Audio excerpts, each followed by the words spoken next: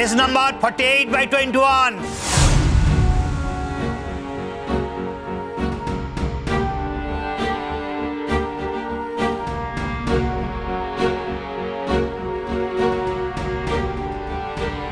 Sir, এরকম একটা দৃষ্টান্তমূলক কেস আমাদের আইনের ইতিহাসের আগে কখনো ঘটেছে বলে আমার মনে পড়ে না। সবচেয়ে উল্লেখযোগ্য ঘটনা হলো এই কেসের যিনি আসামি শ্রীমতী শ্রেষ্ঠা ঘোষ, তাকে নিজে হাতে করে কোর্টে পৌঁছে দিয়েছেন স্বয়ং তার স্বামী, একজন সৎ বলিষ্ঠ police officer mister Ahir Dasgupta.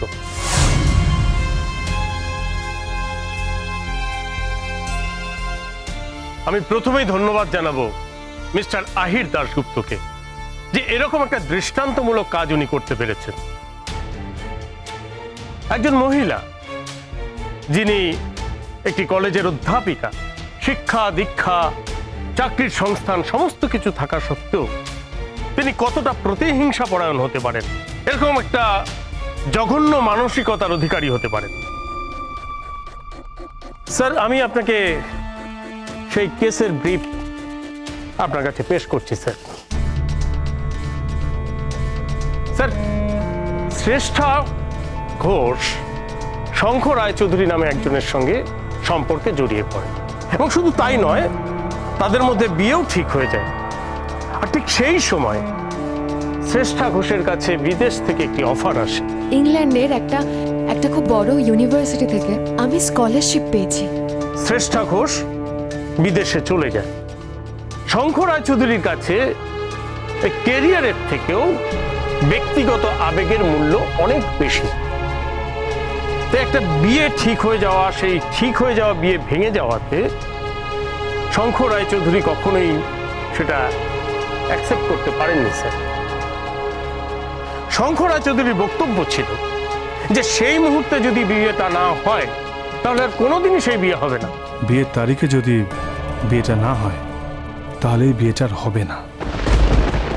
কিন্তু শ্রেষ্ঠা ঘোষ সে সমস্ত কিছুকে উপেক্ষা করে বিদেশ চলে যায়।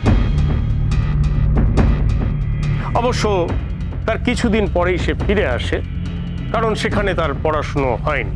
অবশ্য সেই কারণটা অদ্যাবধি আমাদের অজানা রয়েছে।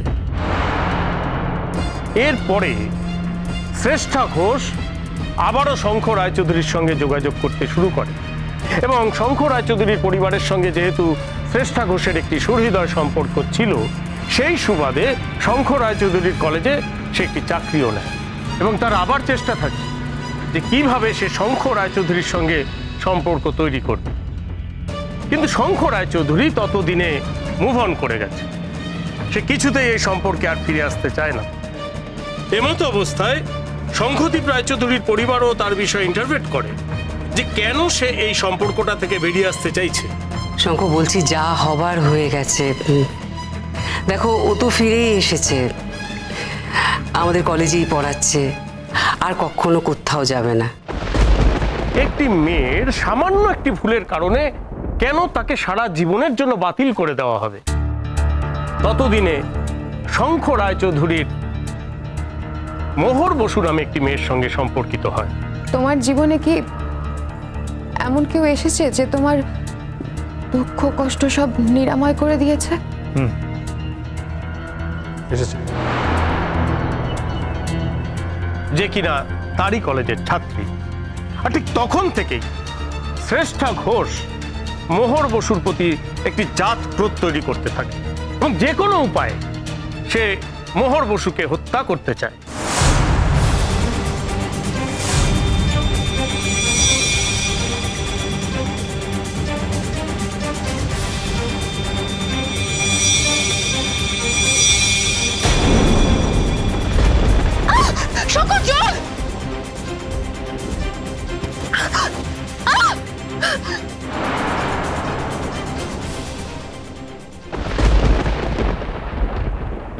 যার পরিণাম আজকে আমরা দেখতে পাচ্ছি শ্রেষ্ঠা ঘোষের এই জঘন্য কাজের মধ্যে দিয়ে। সে মোহর বসুকে হত্যা করতে চেয়েছিল পয়েন্ট ব্ল্যাঙ্ক রেঞ্জ থেকে গুলি করে।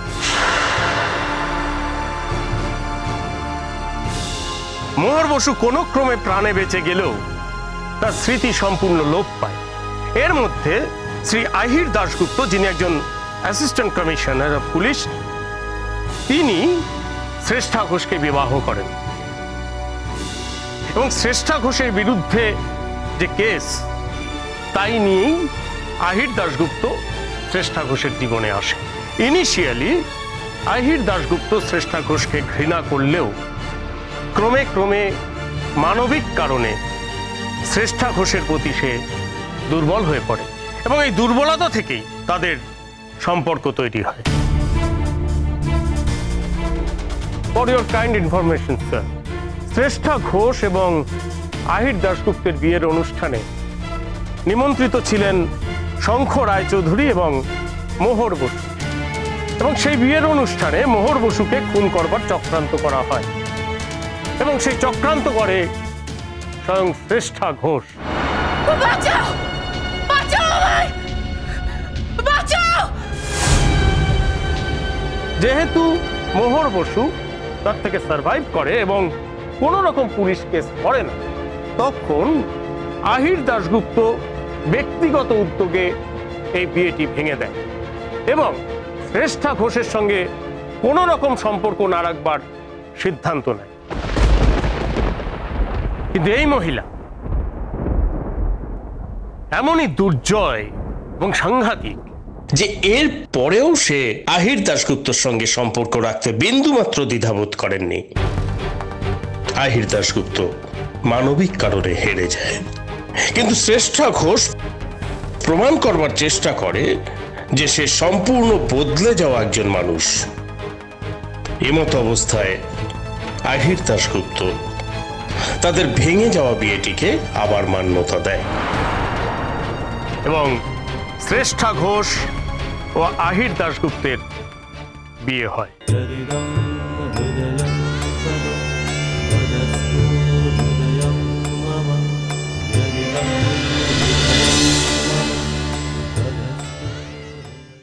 স্যার, শ্রেষ্ঠা ঘোষ এবং আহির দাশগুপ্তর বিয়ের অনুষ্ঠানের সমস্ত কিছু, যাবতীয় কিছু শঙ্খ রায়চৌধুরী এবং মোহর বসু নিজেদের দায়িত্ব নিয়ে পালন করে। কেননা ততদিনে শ্রেষ্ঠা ঘোষ প্রমাণ করতে সক্ষম হয়েছে সে সম্পূর্ণ একজন আলাদা মানুষ, সে বদলে গেছে। আর ঠিক এই কারণে আহির দাশগুপ্ত এবং শ্রেষ্ঠা ঘোষের বিয়ের অনুষ্ঠানে কোনো রকম দুর্ভাগ্যজনক ঘটনা ঘটেনি। কিন্তু বিয়ের ঠিক পরেই শ্রেষ্ঠা ঘোষ মোহর বসুকে পয়েন্ট ব্ল্যাঙ্ক রেঞ্জ থেকে গুলি করবার চেষ্টা করে, হত্যা করবার চেষ্টা করে।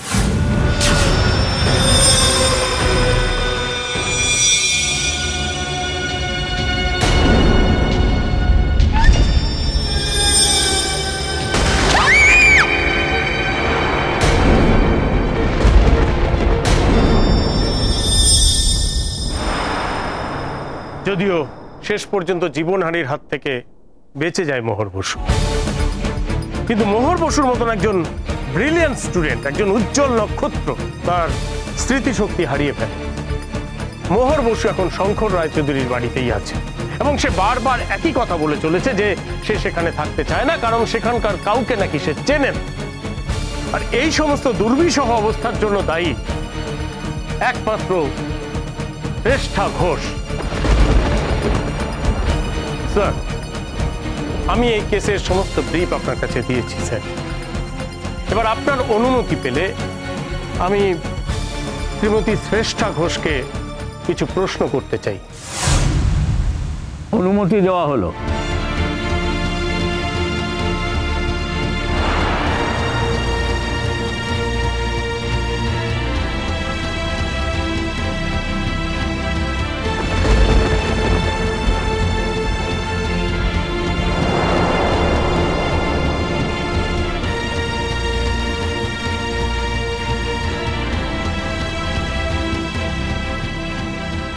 গীতা স্পর্শ করে বলুন, যা বলিব সত্য বলিব, সত্য বই মিথ্যা বলিব না।